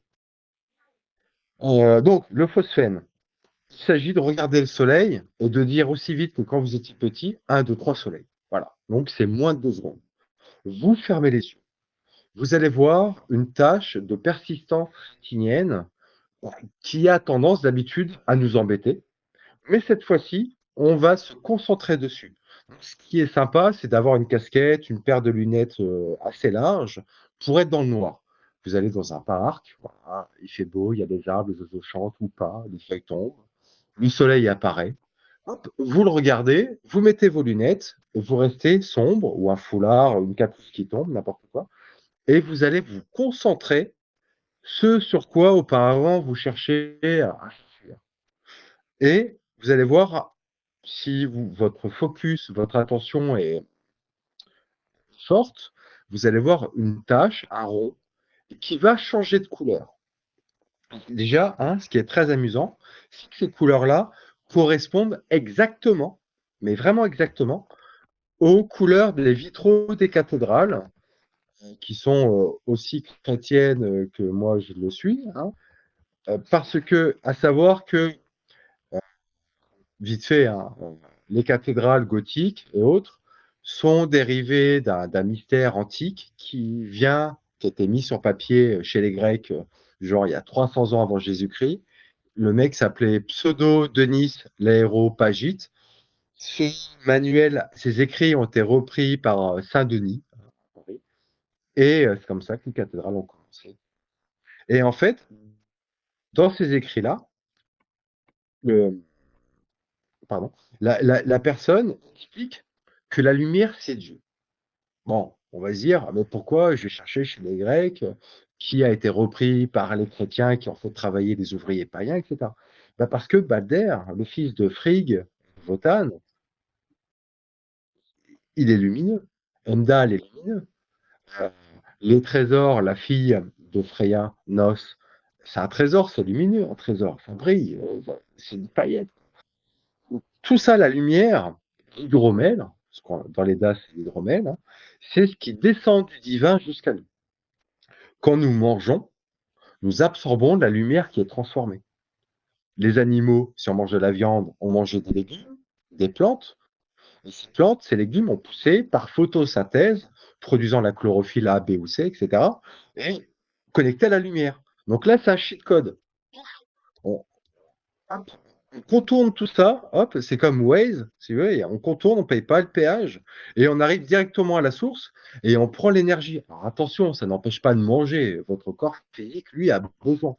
Par contre, au niveau nerveux, au niveau émotionnel, au niveau intellectuel et, conséquent, spirituel, une fois que toutes les glandes endorphines, je sais pas comment on dit, qui sont connectées au chakra, tout ça c'est relié, hein. Il y a des bouquins là-dessus que j'avais passé, la tradition chinoise est très bien là-dessus. Euh, une fois qu'elles ont leur level 100% atteint, ben, tout ça devient spirituel. Je suis un peu éloigné du sujet. Donc, vous arrivez, c'est le soleil, vous vous mettez dans un lieu sombre, ou alors vous mettez vos yeux dans un mode sombre.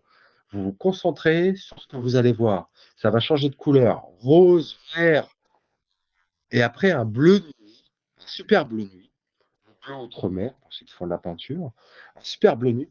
Ben là, c'est à ce moment-là que vous allez pouvoir penser aux symboles, aux runes, aux atouts du tarot, en récitant la poésie qui est liée à la rune, afin d'ancrer comme une graine que vous foutez sous terre dans votre conscience, dans votre inconscient, d'ancrer la symbolique de cette rune-là, afin que dans vos rêves, et puis dans votre existence, elle se manifeste. Ça, c'est de la magie. Là, on est dans le truc. C'est pas des rituels, on est dans la magie. Parce que là, on va transformer notre conscience. On va lui ajouter des options, un petit peu, pour lire le monde autrement que l'occidental du XXIe siècle. On va avoir des fenêtres Bercano sur l'existence qui vont nous apporter des messages supplémentaires alors qu'on voit exactement la même chose que les autres, c'est pas le problème. On va lire les choses de manière beaucoup plus riche, de manière beaucoup plus poétique. Et en fait, le phosphène, c'est un rituel, on l'appelle phosphène en France parce qu'on n'a pas de nom, on a oublié. On aurait pu l'appeler un 2, 3 soleils, ce que vous voulez. Mais c'est vraiment le principe de capter la lumière. Les yeux sont connectés au système nerveux, c'est ce système nerveux qui sort du corps. C'est une interface. On va directement à la source, comme une Tesla qu'on branche sur le chargeur, on file plein, on alimente la batterie interne, ça rééquilibre tous les niveaux, niveau d'huile et tout le bordel. Et à partir de là, on ancre avec le courant électrique des symboles qui vont circuler à travers notre âme et notre corps, qui vont être ensuite appelés par l'existence pour se manifester. Si c'est bien clair, j'espère. Et donc ça, c'est fabuleux. Si vous n'avez pas accès au soleil, parce que ça a été privatisé ou étatisé dans le pays dans lequel vous êtes, Jormungandr ou Fenrir, alors vous pouvez utiliser une bougie. Une bougie, mais c'est un peu plus long, c'est entre 2 et 3 minutes. Ou alors des ampoules, mais alors pas les ampoules modernes, les anciennes qui ont été interdites, celles incandescentes avec des fils électriques en cuivre qui chauffent, qui font la lumière. Ça, c'est parfait, ça marche super bien. En 30 secondes, c'est malheureusement, il faut en trouver. Mais ça se trouve encore, faites le plein si jamais. Et là, après, vous allez pouvoir ancrer, vraiment planter, comme on plante une graine dans le jardin, dans votre conscience et inconscient, tous les symboles que vous voulez, avec tous les définitions, les poèmes, ce que vous voulez, qui seront liés, quoi. Ça change la vie. Et en plus, Phosphène, au niveau pratico-pratique, bah, ça vous file la pêche. Si vous êtes un homme, mais je vois qu'il y a beaucoup de femmes, mais si vous êtes un homme, le matin, s'il y a un trou dans le matelas, c'est normal. Parce que ça marche bien, quoi. Tout est actif. Ça rééquilibre vraiment tout, quoi. Oui, là, c'est vraiment un cheat code où on va directement à la source pour avoir l'énergie divine. C'est ça. Ça n'empêche pas de manger, parce qu'il y a des théories. Oui, est-ce que je ne peux ne pas manger si je fais ça parce que j'arrive pas à faire mes courses? Rien à voir. C'est en plus. C'est comme prendre du magnésium ou de la vitamine C, mais là, c'est fois 10 000, quoi. Essayez, vous allez voir, c'est fois 10 000. Et après, bon, bah, intellectuellement, émotionnellement, tout ça, vous êtes beaucoup plus stable. Ça évite, vous savez, parfois dans la vie, on a des situations un peu de stress, puis on réagit mal, après on s'en veut, on se dit, putain, pourquoi j'ai réagi comme ça? Parce que vous avez plus d'énergie. C'était un mini burn-out, en fait. Mais là, vous en aurez plus. Vraiment, ça, vous en avez plus. Voilà. Donc, pour récapituler, bah, juste dire, c'est marrant parce que là, on traversait un peu collectivement une phase de redescente énergétique. Parce que beaucoup d'énergie au début. Forcément, quand l'énergie commence à monter, bah, Loki et sa clique débarquent pour récupérer l'ordi. Donc, l'énergie redescend un peu. Ça va donner un petit Bon, c'est comme quand tu prends un abonnement téléphonique. Tu as les 2 premiers mois qui sont gratuits, puis après, il faut payer. Ben, ça, c'est par le travail. Ben, le phosphène, vraiment, le soleil, une bougie, c'est la lumière, ça peut pas faire de mal. Il y a pas de sectaire, il n'y a rien. Allez-y, les yeux fermés. Enfin, non, ouverts sur le cou, puis fermés après. Et vous verrez, quoi. Enfin, moi, je ne peux que, de mon point de vue, dire. Et ça, c'est de la magie. D'ailleurs, le mot magie, ça vient de mage. C'était les prêtres en Perse qui conservaient le feu des Vespales, je sais pas comment on prononce, qui était peu. en hommage aux dieux, et ces feux n'étaient jamais éteints. Et quand un couple, par exemple, emménageait dans une maison, le premier feu du foyer de la maison était allumé via une torche qui était connectée à cette sacrée dans le temple. Ah ouais, Donc la lumière. ok. Et dans les Havamal, en Inde, en Chine, partout, mais dans les Havamal, le feu est ce qu'il y a de meilleur pour l'homme. Enfin, je veux dire, voilà, il n'y a pas besoin de sous-titres. La lumière, le feu, parce que auparavant, pendant des dizaines de milliers d'années, les hommes étaient autour du feu. D'ailleurs, si vous le faites avec une bougie, mettez-vous dans une pièce où vraiment il n'y a pas de courant d'air. Vous savez qu'il n'y a pas de courant d'air. Vous regardez, vous mettez la bougie, il n'y a pas de courant d'air. Et vous vous mettez ensuite dans le noir, avec la bougie allumée, il faut la fixer. Et à un moment, vous allez faire danser la flamme. La flamme va danser. Pourtant, il n'y a pas de courant d'air. C'est pas votre respiration. C'est pas vous. Vous n'avez pas bougé. Vous faites la respiration carrée. J'inspire 3 temps, je bloque 3 temps, j'expire 3 temps, je bloque 3 temps, puis après je passe 3 temps, etc. Respiration carrée. Pas de problème.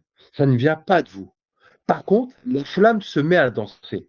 Vous assistez au-delà de 2 minutes, 3 minutes, autour de la flamme, ça devient tout violet. Violet un petit peu comme Bah, l'image que je n'ai pas sur mon nom, Laurent, à côté j'ai le L, sur là le space, ben, un mauve, mais un peu plus mauve que ça, quoi. Voilà. Et ben, c'est tout autour de la flamme. Par contre, à partir du moment où vous cherchez à regarder le violet, vous ne l'avez plus. Il faut se concentrer sur la pointe de la flamme. Plus vous allez vous concentrer, et plus la pointe va être élevée, parce que vous allez voir la flamme de la bougie de plus en plus dans le détail. Vous allez voir des nuances de couleurs. Et à un moment, la flamme se met à danser. Vraiment, j'allais dire elle twerk, mais elle twerk pas, elle danse. Voilà, elle bouge. Alors qu'il n'y a pas de courant d'air, il n'y a rien. Et ben, c'est votre regard. Alors, c'est les forces électromagnétiques, etc. Physique quantique, tout ce que vous voulez. Mais ça marche. Et autour, c'est violet. Et ben, surtout, il ne faut pas regarder le violet. Il faut garder le violet au second plan. Restez focus sur le premier plan, sur la flamme. Ça va augmenter, augmenter, augmenter. Et là, vous allez voir, je ne raconte pas. Et ça, si vous lisez par exemple un alchimiste très célèbre, parce qu'il était sérieux et reconnu, c'est Nicolas Flamel, qui avait écrit un traité sur la flamme violette. Et en fait, il parle de ça. Mais quand vous lisez le traité, c'est pas dit. Je n'ai compris que j'avais lu le traité, j'avais 18 ans, j'en ai 40. Je n'ai compris qu'il y a quelques années, quand j'ai cultivé la flamme, j'ai fait voilà, un marathon, on va dire, de phosphène. Et donc, Nicolas Flamel, avec la flamme violette, a mis le doigt sur un truc qui est fantastique. Parce que quand on parle de magie, etc., il y a beaucoup de choses. Il faut acheter des trucs. Il n'y a pas besoin. Une allumette, d'ailleurs, la marchande d'allumettes. Voilà. C'est un truc à ouvrir, ça. Mais le feu, la lumière, c'est Balder, c'est Nos, c'est le cœur de l'homme. C'est comme ça qu'on se ressent. Donc, effectivement, au plan, donc, noir, au plan physique, on peut faire les positions des runes. Donc, il y a des bouquins là-dessus que je peux partager si vous faites la intuition, vous regardez la rune, vous dites, tiens, comment ça va. Ensuite, au plan symbolique, donc, les étudier. Il y a le bouquin, le tarot, etc. Et au plan étymologique aussi, effectivement. Et au plan énergétique, comme tu disais, de faire des possibilités, soit le soleil, soit avec, ou, une question, c'est encore fort, parce que la question est directe. Je pense que tu as pu voir la différence depuis que tu as essayé ou Ouais. est-ce que tu as une différence ou rien? Après, avec les runes, pas forcément, mais oui, enfin, je vois l'énergie qui n'a rien à voir quand je suis au soleil.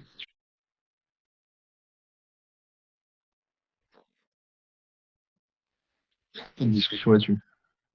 Après, au niveau des phosphènes, je les faisais aussi avec les symboles astrologiques, avec les symboles des planètes. Parce que quand je prenais un chemin sur Yggdrasil, je faisais pas que la rune, je faisais aussi tous les symboles attenants. Donc l'atout du tarot qui est l'huissier, si c'était un des 12 symboles astrologiques, ou une planète, ou un élément chimique. Puis en parallèle de ça, je l'étudiais, et un sentier, une semaine. Oui. Et comme ça, j'ancrais profondément dans mes rêves. Ensuite, mes rêves, donc cette dimension vivante, réelle du monde, mais que l'âme parcourt quand le corps est mort. Euh, Donc là, tout est possible. Moi, j'adore dormir parce que je sais que c'est mieux que pour Disney. Tout est possible. Des fois, des trucs absolument fous. Et des fois, des choses absolument sages ou érotiques aussi, oui, ça fait partie. Ou des moments de folie où, bah, par exemple, je vais être le plus riche et le plus fort du monde et dans mon rêve, c'est fantastique. Bah, je me réveille le matin, j'ai une grosse banane parce que j'ai vécu une aventure irréelle, pas dans le monde réel, on va dire physique, mais pourtant, au niveau émotionnel, pour moi, elle était réelle. J'en ai eu la jouissance et la joie. Et après, je vais au travail, il y a des problèmes qui arrivent, je m'en fous, parce que moi, j'ai bien dormi et tout va bien, quoi. Et ça, je l'ai fait bah, avec les symboles, Yggdrasil, les runes, et tout ça, quoi. Et donc, l'homme libre contrôle sa vie diurne, la vie nocturne, il la contrôle. On n'est pas passif, mais Leimer, lui, il est passif. Si dans vos rêves, vous les subissez, et vous n'en êtes pas les maîtres, bah, vous n'êtes pas le seigneur de votre propre royaume. Le monde des rêves, c'est votre royaume. Comme un jardin, il faut planter des graines, des symboles, etc., pour que vos rêves prennent. C'est la moitié du temps, un tiers du temps, on va dire. Se priver de ça, c'est dommage, quoi. C'est comme travailler avec des collègues qui sont relous, c'est chiant. Bah, et en plus, dans les rêves, ça permet d'avoir des réponses. Moi, je me fais souvent de mettre l'intention avant de dormir, tiens, il faut que je fasse. Euh, et j'ai les réponses sur mes rêves. Ah oui, oui, bien sûr, oui, oui, oui. En plus. Moi, je parlais vraiment du côté Mais, fantasy, fun, initiation, mystère, oui, etc. Mais oui, ouais, le monde des rêves est là parce que tu te connectes à ton elfe, ton ange gardien, ce qu'on appelle, ton elfe de lumière dans Light Elfhem. Donc, tu traverses durant la nuit le Bifrost, ton corps physique est mort, entre guillemets. Donc, ton âme peut parcourir tous les royaumes d'Yggdrasil, même ceux qui sont interdits aujourd'hui, quand tu es debout, on va dire.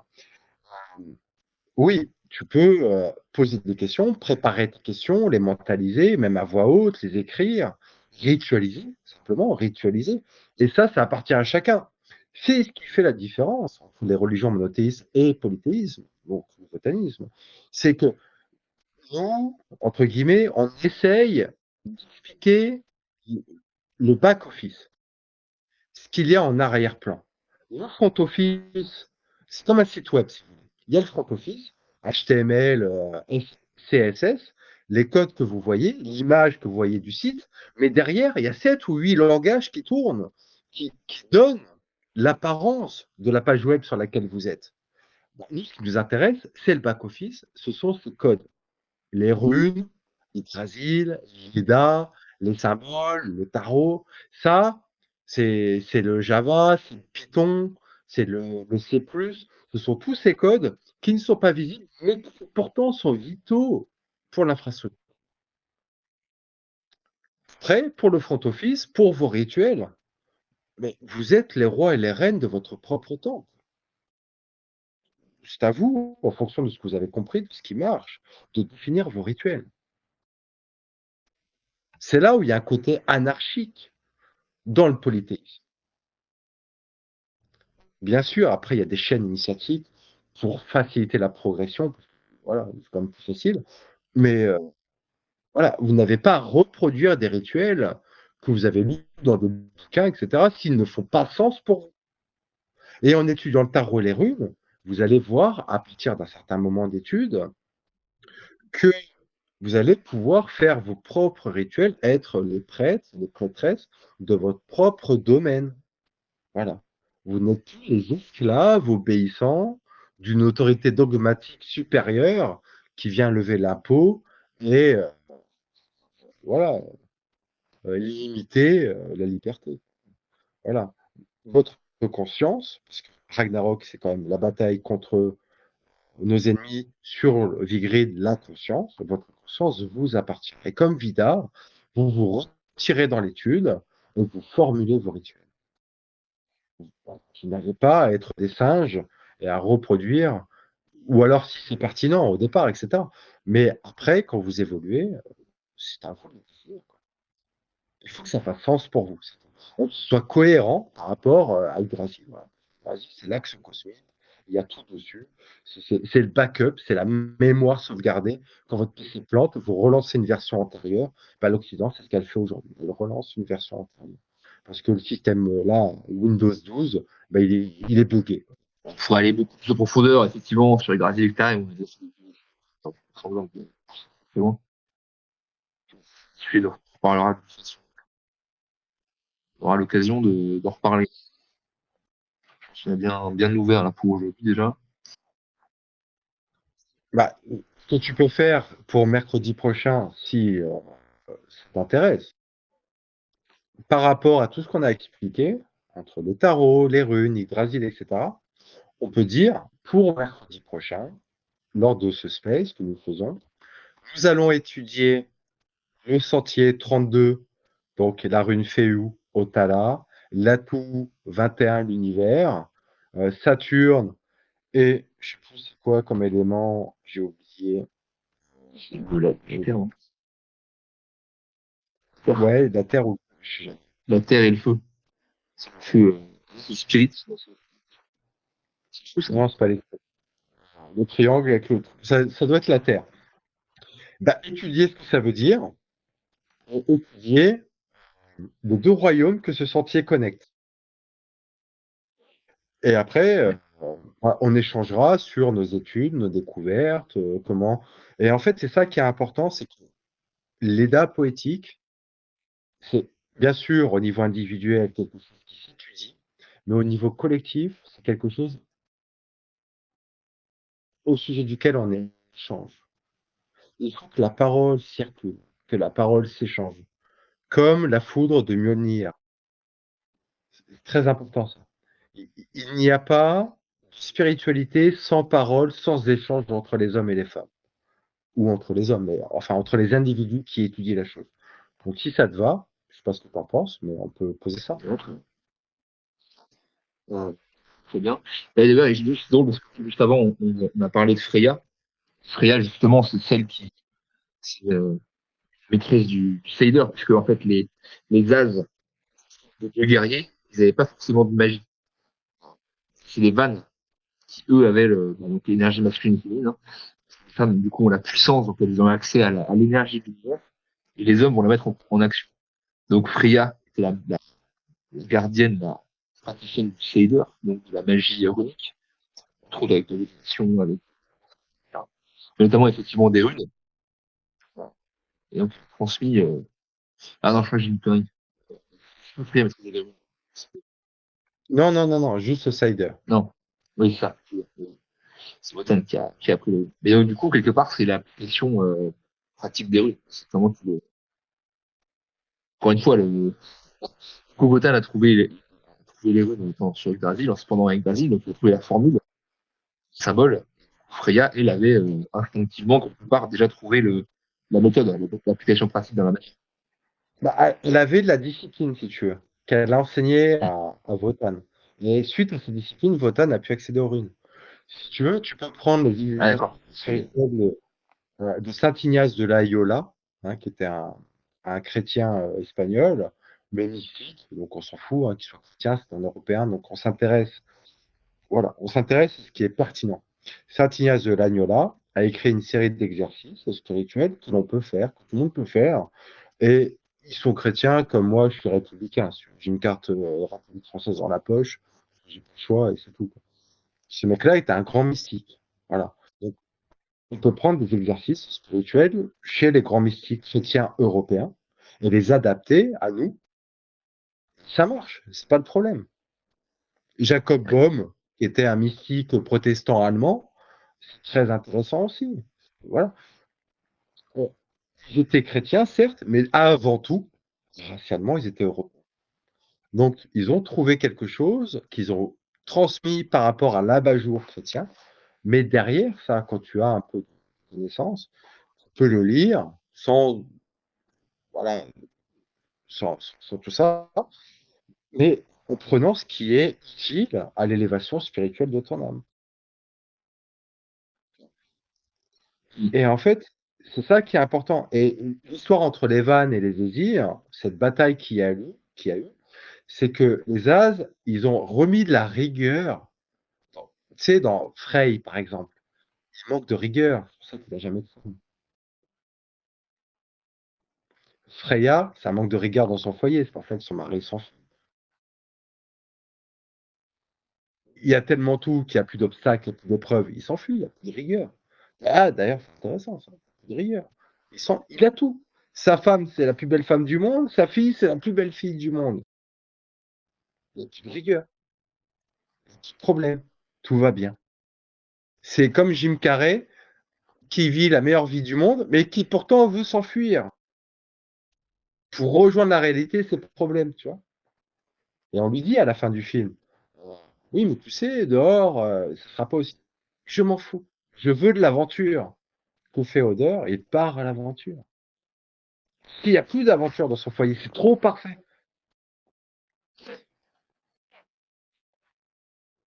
Tu vois, c'est vraiment c'est ces films un peu américains. Bon, c'est des films un peu bidons, mais moi j'aime bien ce genre de films bidons.